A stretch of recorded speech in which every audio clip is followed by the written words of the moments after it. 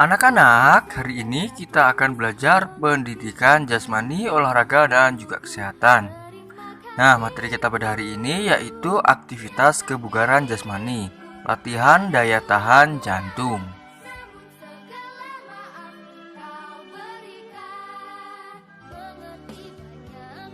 Apakah anak-anak tahu apa itu kebugaran jasmani? Ya, kebugaran jasmani merupakan kondisi fisik dan kebugaran menyeluruh dalam melakukan aktivitas fisik tanpa merasakan lelah dan masih memiliki tenaga untuk melakukan aktivitas lainnya. Kebugaran jasmani dapat dilihat melalui serangkaian latihan fisik. Yang selanjutnya yaitu unsur-unsur kebugaran jasmani. Yang pertama yaitu kekuatan. Kekuatan merupakan suatu kondisi di mana penggunaan otot untuk memaksimalkan tenaga saat melakukan suatu kegiatan fisik. Yang kedua yaitu keseimbangan. Keseimbangan merupakan kemampuan tubuh dalam mengendalikan organ tubuh serta syaraf otot agar gerakan tubuh dapat dikendalikan dengan baik. Yang ketiga yaitu kelenturan. Kelenturan merupakan suatu keadaan di mana adanya keleluasaan pada otot-otot tubuh terutama pada bagian persendian seseorang. Yang keempat yaitu daya tahan. Daya tahan merupakan kemampuan seseorang menggerakkan seluruh tubuhnya dalam waktu yang cukup lama dan tempo yang berbeda secara efektif dan efisien, serta tanpa merasakan sakit dan lelah yang berarti. Yang kelima yaitu kelincahan. Kelincahan merupakan kemampuan tubuh dalam menyesuaikan gerakan dari suatu posisi ke posisi lain, seperti dari depan ke belakang atau dari kiri ke kanan. Yang terakhir yaitu yang keenam, kecepatan. Kecepatan merupakan suatu kemampuan yang mampu melakukan suatu gerakan dalam kurun waktu yang singkat. Hari ini kita akan belajar tentang daya tahan jantung. Apa itu daya tahan jantung? Ya, daya tahan jantung adalah kemampuan jantung memompa darah untuk menyuplai oksigen ke seluruh tubuh dengan cepat dalam jangka waktu yang lama. Nah, daya tahan jantung sangat dibutuhkan agar tubuh tetap bugar. Faktor-faktor yang mempengaruhi daya tahan jantung, apa saja sih faktor-faktor yang mempengaruhinya? Ya, faktor yang mempengaruhi daya tahan jantung yaitu yang pertama ada umur atau usia, yang kedua jenis kelamin, yang ketiga keturunan, dan yang keempat yaitu latihan dan aktivitas fisik. Yang selanjutnya yaitu manfaat menjaga daya tahan jantung. Nah, ketika kita menjaga daya tahan jantung kita juga akan mendapat manfaat yang baik juga terhadap jantung kita anak-anak. Di antaranya yang pertama yaitu mengurangi bahaya gangguan jantung dan pembuluh darah. Yang kedua, menjaga tekanan darah tetap normal. Yang ketiga, mengatur kadar lemak dan darah. Yang keempat, mampu melakukan aktivitas dalam waktu yang lama. Yang kelima yaitu mengurangi risiko jantung dan koroner.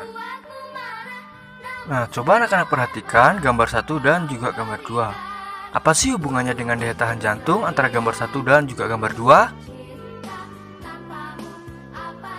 Hubungan antara gambar 1 dan gambar 2 terhadap daya tahan jantung yaitu di mana gambar 1, anak dengan daya tahan jantung yang lemah dia akan cepat merasakan lelah.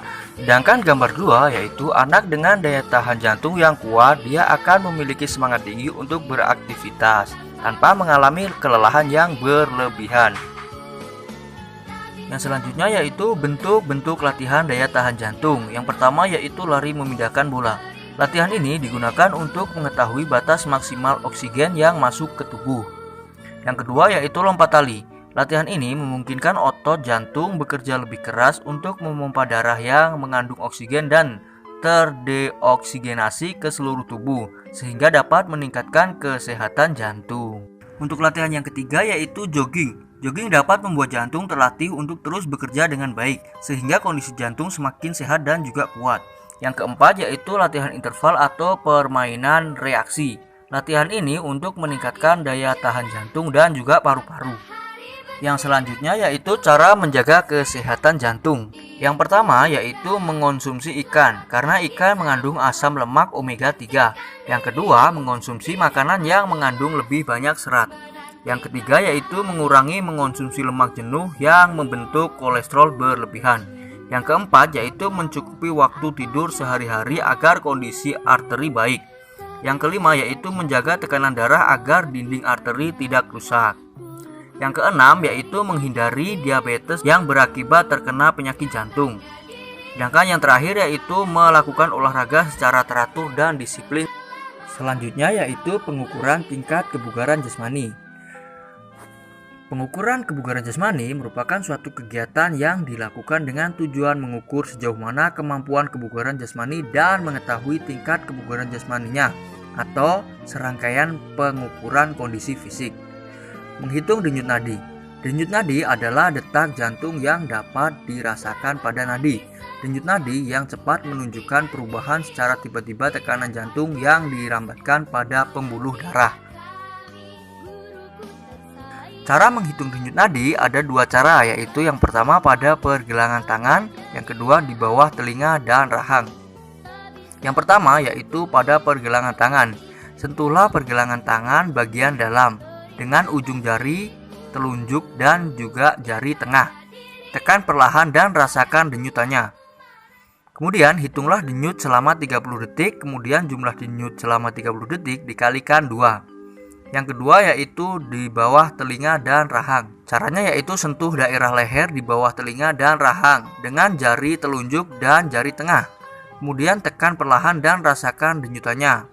Hitunglah jumlah denyutan selama 30 detik, kemudian jumlah denyut selama 30 detik dikalikan 2. Nah, dengan cara ini anak-anak dapat mengetahui jumlah denyut nadi selama 1 menit.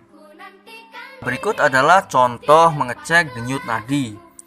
Jadi nantinya jumlah denyutan selama 30 detik dikali dengan 2. Misalnya nih, dalam 30 detik nadi itu berdenyut sebanyak 36 kali. Nah, jadi di sini 36 dikali 2 sama dengan 72. Jadi denyutan selama 1 menit itu 72 kali denyutan.